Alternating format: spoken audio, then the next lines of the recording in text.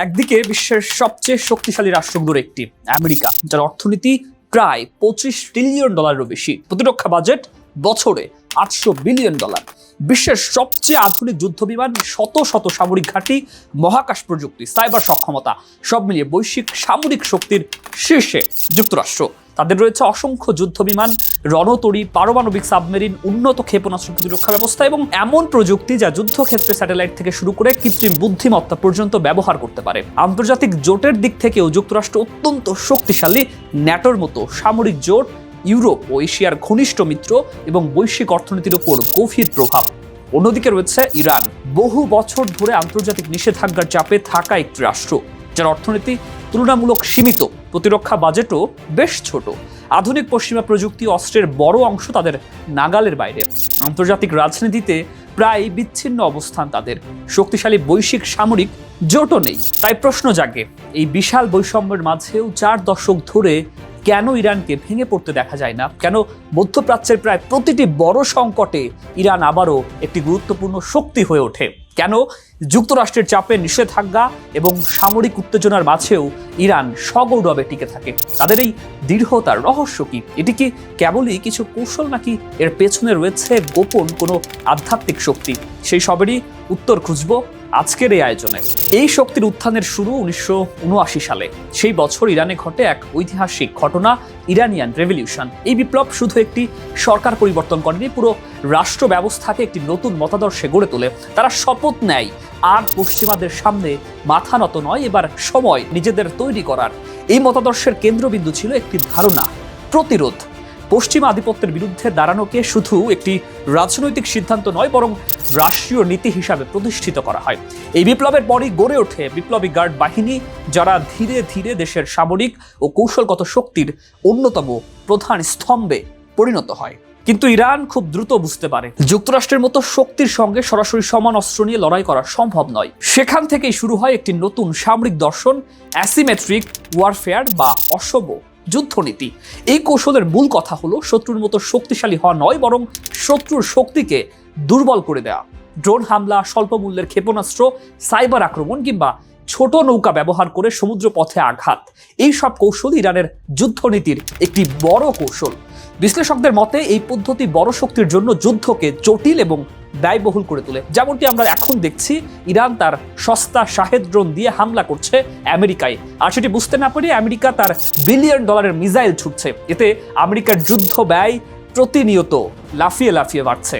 আর এখানেই আসে ইরানের আরেকটি গুরুত্বপূর্ণ কৌশল, যুদ্ধকে দ্রুত শেষ করা নয়, বরং দীর্ঘ করা। আন্তর্জাতিক গণমাধ্যমের বিশ্লেষণে বলা হয়েছে, ইরান প্রায় ওয়ার অফ অ্যাট্রিশন বা ক্ষয় যুদ্ধের কৌশল ব্যবহার করে। অর্থাৎ প্রতিপক্ষের সামরিক শক্তি নয়, বরং সময়, অর্থনীতি এবং রাজনৈতিক ধৈর্যকে লক্ষ্যবস্তু বানানো। যুদ্ধ যত দীর্ঘ হয়, ততই প্রতিপক্ষের অভ্যন্তরীণ রাজনীতিতে চাপ বাড়ে। এটাই ইরানের হিসাব, এবং ইরান এই জায়গাতেই ছক্কা হাঁকিয়েছে।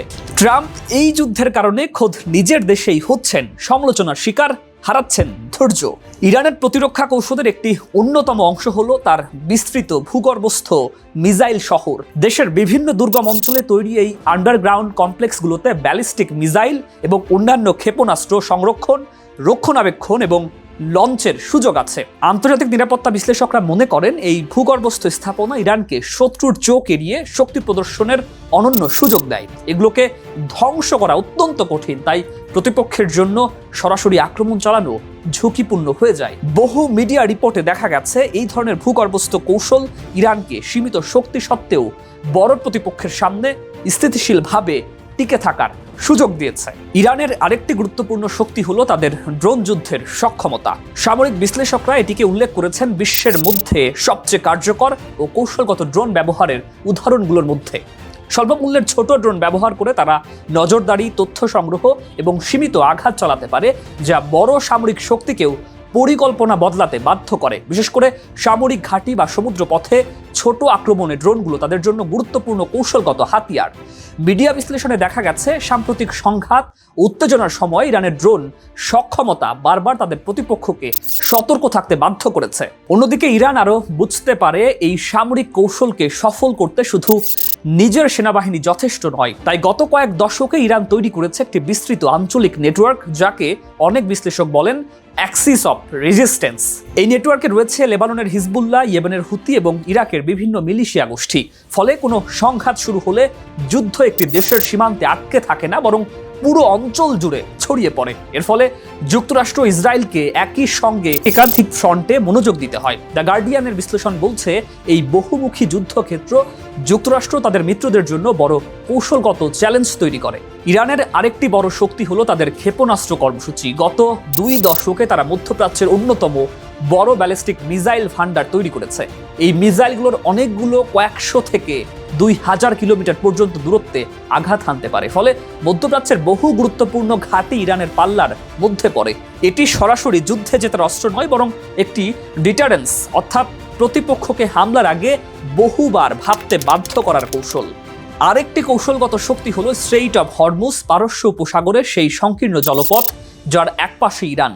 বিশ্বের জ্বালানি বাণিজ্যের জন্য একটি অত্যন্ত গুরুত্বপূর্ণ একটি রুট। যুক্তরাষ্ট্রের জ্বালানি তথ্য প্রশাসনের হিসাব অনুযায়ী প্রতিদিন প্রায় 20 মিলিয়ন ব্যারেল তেল, অর্থাৎ বিশ্বের মোট তেল সরবরাহের প্রায় 20% এই পথ দিয়ে পরিবাহিত হয়। বিশ্লেষকদের মতে, যদি কোনো বড় সংঘাতের কারণে ইরান এই পথ বন্ধ করে দেয় বা সেখানে জাহাজ চলাচল ব্যাহত করে, তাহলে মুহূর্তের মধ্যেই বৈশ্বিক জ্বালানি বাজারে তীব্র ধাক্কা লাগতে পারে, যেমনটি আমরা দেখছি বর্তমান জ্বালানি খাতে।